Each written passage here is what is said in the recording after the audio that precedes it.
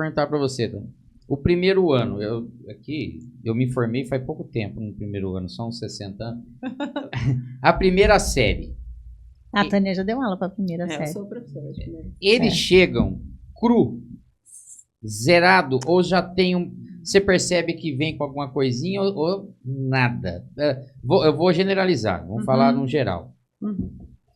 Olha, eu não acredito numa concepção de criança cru, zerado. Não existe. Não existe. Aqui, toda pessoa tem conhecimento, toda. Então, eu parto assim, desse princípio. A criança tem conhecimento. E algum conhecimento ali, só que cada um com o seu. Cada um com o que mais lhe chamou a atenção nessa pequena fase aí da vida deles, né? Então, chegam ali com 6, 7 anos, né? Ainda estão vivendo o primeiro setênio de vida.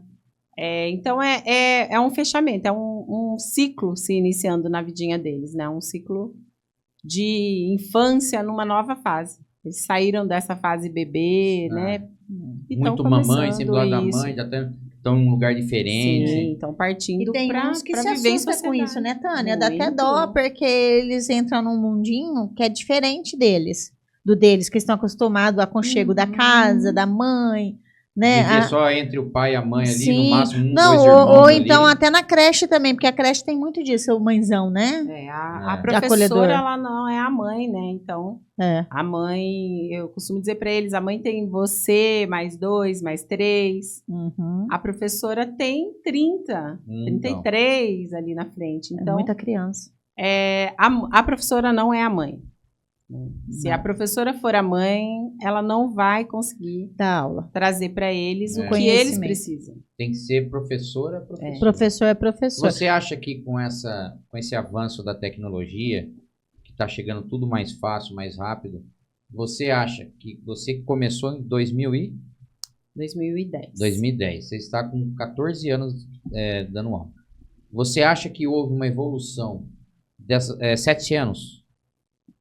6 anos agora. Com 6 anos, 6 anos, estão no primeiro ano. Você acha que houve uma pequena evolução do aprendizado mais rápido a partir desse pessoal agora nos últimos anos? Ou você acha que não mudou nada, ou está pior?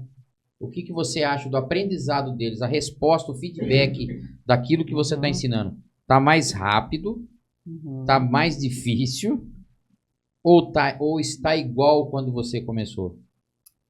Olha, Maurício, assim, para me pautar, tem estudos já, países de primeiro mundo, que já estão abolindo as telas por conta da dificuldade na infância, da atenção, do ouvir comandos. Está mais dificultoso, então. Esse mundo ficou muito acelerado. Então, a criança também quer tudo acelerado, tudo rápido. Muito rápido. Esperar para eles é muito difícil.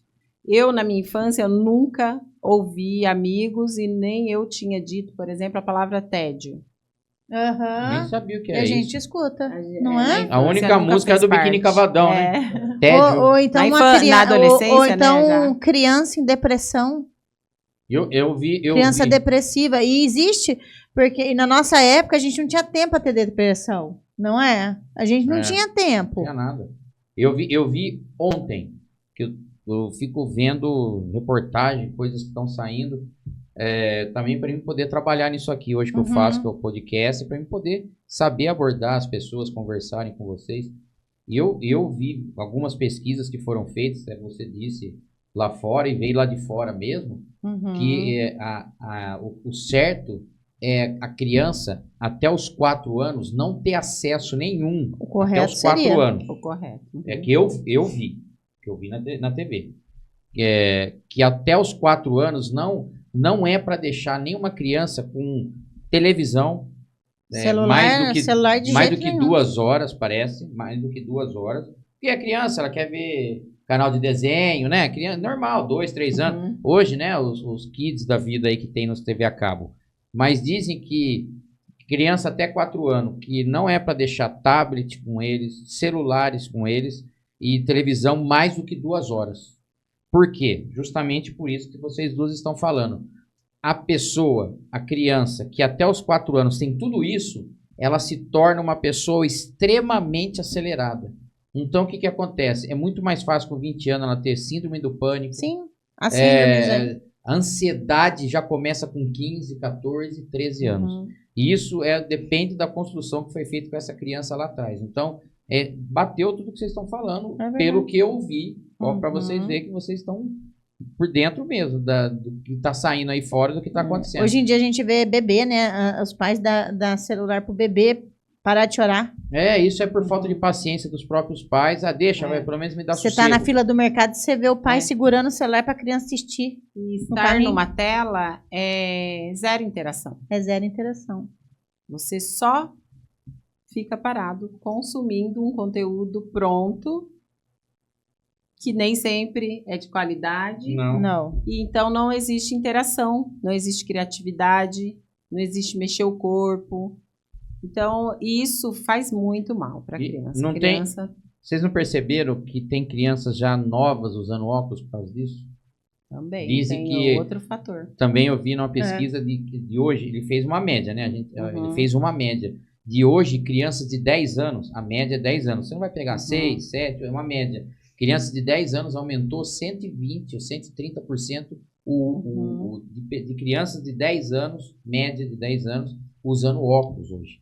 Por conta do celular, por conta de celular. Justamente, as o telas, celular. Né? Computador. Sim.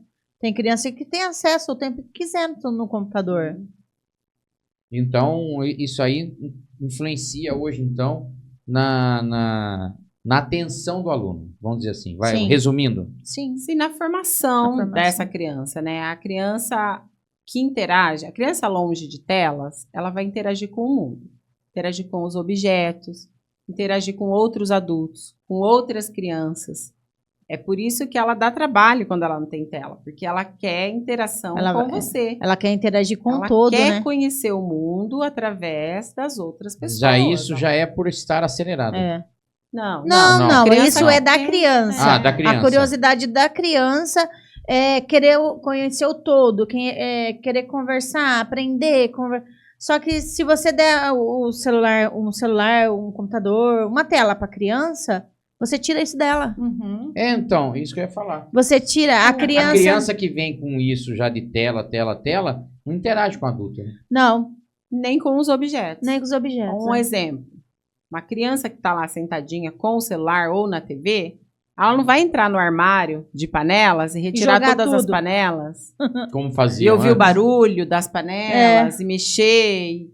Pegar o pacote de farinha da mãe e jogar para casa inteira. Então a criança precisa interagir. Aí você olha para a criança, parece um fantasminha. Gente, são coisas de criança. Isso é legal. Ela precisa conhecer os objetos que tem ali primeiro na casa, né? As pessoas que moram ali, os sons, né?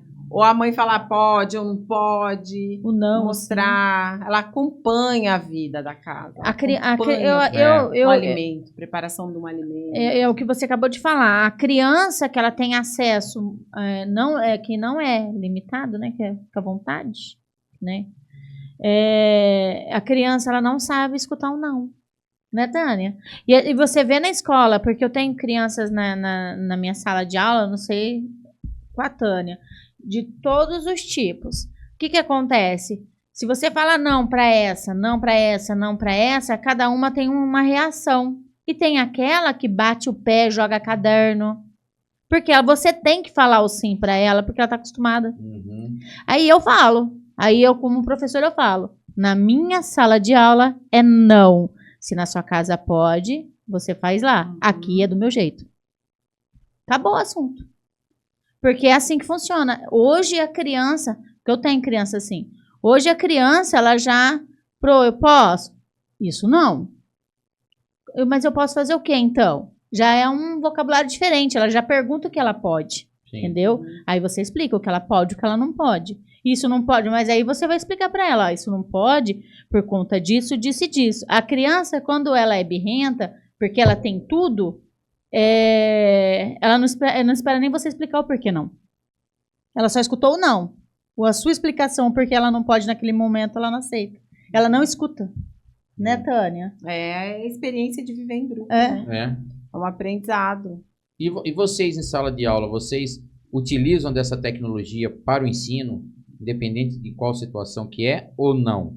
Ainda continua na mesma linhagem que sempre foi? Não. Ó, eu vivo em duas situações diferentes, nas duas com tecnologia, mas na rede pública agora a gente tem, né, a tecnologia para que tem o seu certo valor, que traz sim algum benefício, mas que precisa ser dosada. Assim. Tem que tomar um pouco Tem de que cuidado. tomar Vai ter a cuidado. página 2 ali, no máximo, se virar para a Sim, página 2. Precisa Sim. ter um Porque cuidado. senão eles vão entrando naquilo que eles já fazem na casa E deles. jamais- né? Isso, vai virar uma coisa cotidiana, uma coisa normal. Aí o dia que você não ligar o computador, pronto.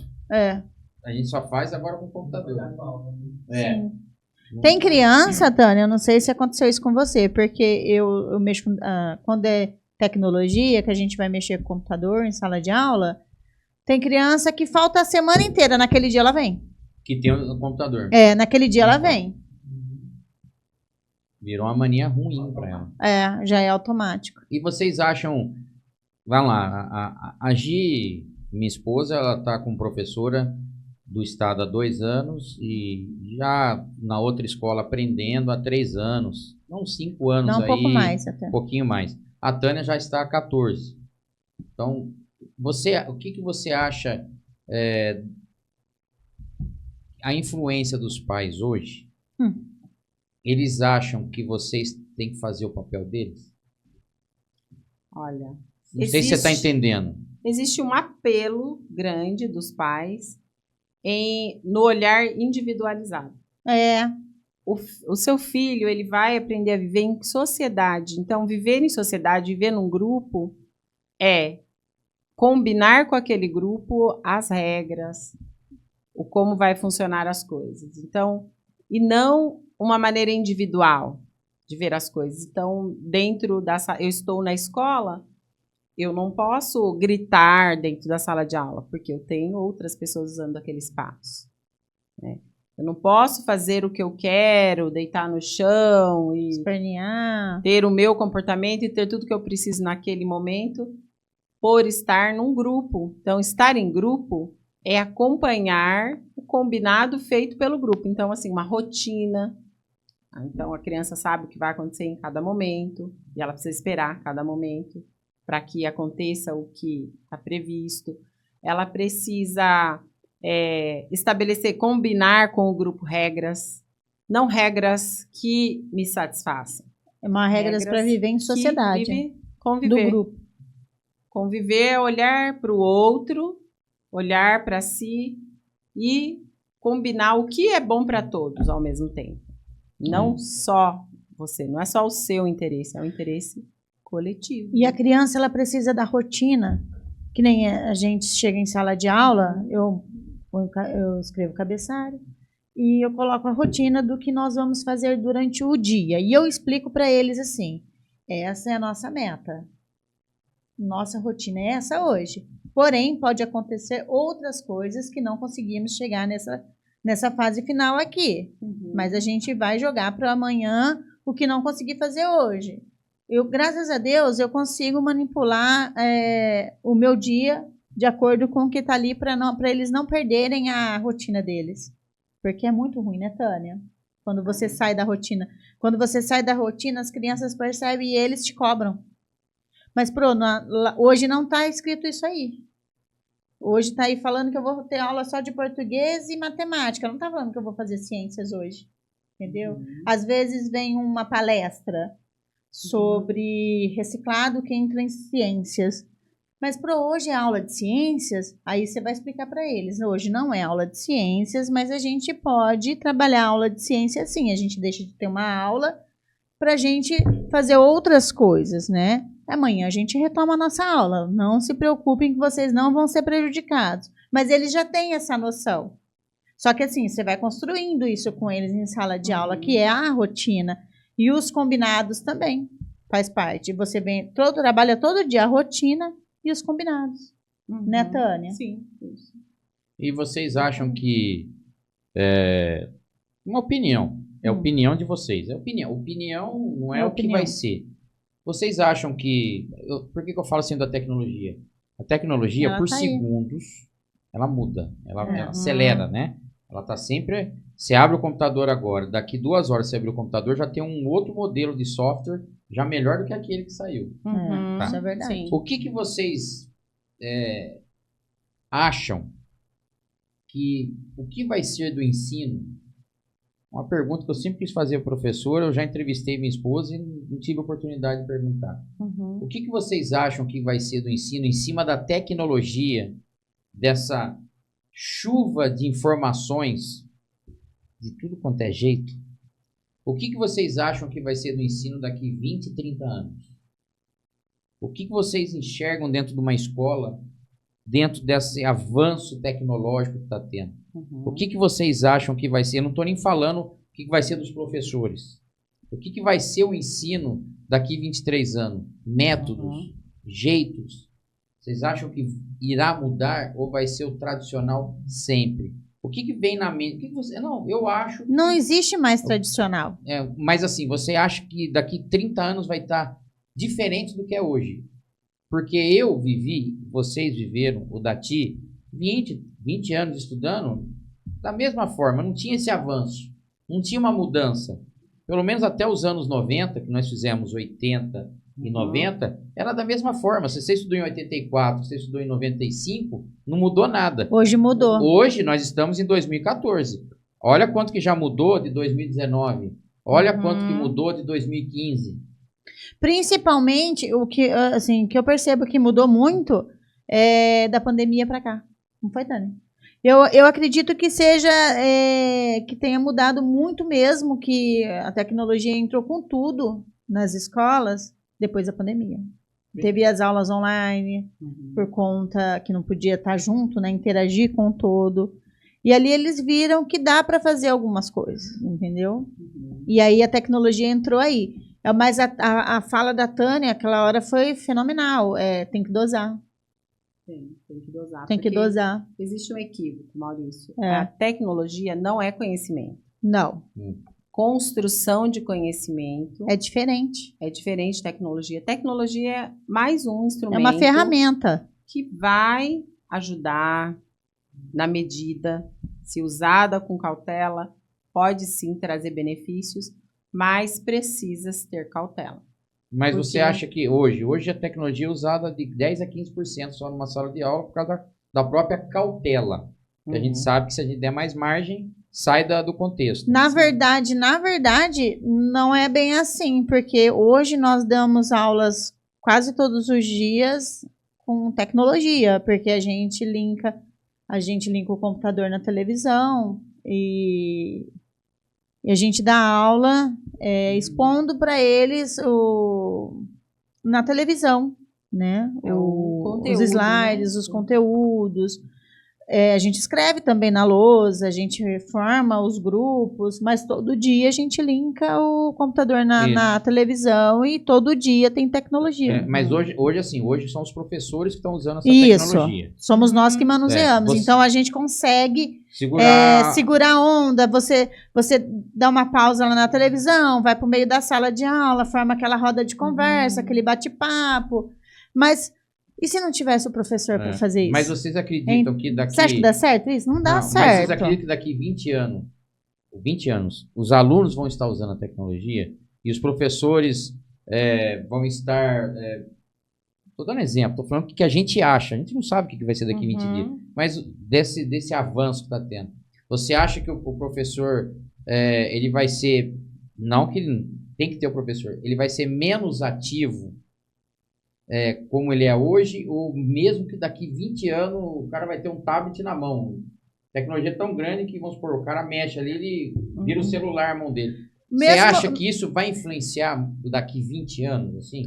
O professor nunca vai deixar de ser professor. Né? O professor, ele é essencial, é o que eu te falei. O conhecimento, a construção do conhecimento, ela é conduzida por um professor. Sim. Então, a criança pode ter toda a tecnologia, ela pode ter todo o material. Mas se o professor não tiver ali... Se não houver uma condução... A criança não vai saber. Precisa se conhecer. A tecnologia, é só um instrumento. Só um instrumento de ajuda. Que não vai dar conta da complexidade que é um ser humano. O ser humano é complexo. As crianças não aprendem ao mesmo tempo tudo. Elas vão aprendendo com maneiras como a gente vai falando. E às vezes não sou eu que ensino aquela criança, é um outro colega. Ou é uma situação, é uma brincadeira. Ela se dá conta de linkar as duas coisas. Assim, nós, professores, a gente está em sala de aula. Você administra uma aula lá para as crianças, explica para elas o conteúdo, tudo, e daqui a pouco você passa um exercício do conteúdo que você explicou, que você ensinou. Aí tem casos que as pessoas acham até que é bagunça, né? Mas não é. Se você parar para escutar o que eles estão falando do conteúdo trabalhado, do conteúdo que a professora ensinou, porque um entendeu de um jeito e o outro entendeu de outro. Aí junta os dois, aí começa aquela discussão. Não foi isso. Não, sabe assim? Por quê? Porque ali eles estão construindo uma ideia. Exatamente. Você entendeu? Cada um construiu uma ideia ao seu ver, cada um entendeu de uma forma. E para desempatar aquilo ali, aquela ideia, vem o professor mediador. O professor é sempre o mediador. Ele vem o professor mediador e ele vai mostrar para as crianças que os dois estão corretos. Você entendeu? Porque cada um pensou de um jeito, mas a conclusão é a mesma. Entendeu? Então não há nada errado ali. Precisa o tempo inteiro do professor. O professor é o mediador, ele que incute na criança, que ali o conhecimento, a vontade de aprender, a vontade de debater. E quando você ensina, aí porque assim, como é uma construção, todos levantam a mão para responder. Todos eles querem responder. E isso o computador não faz.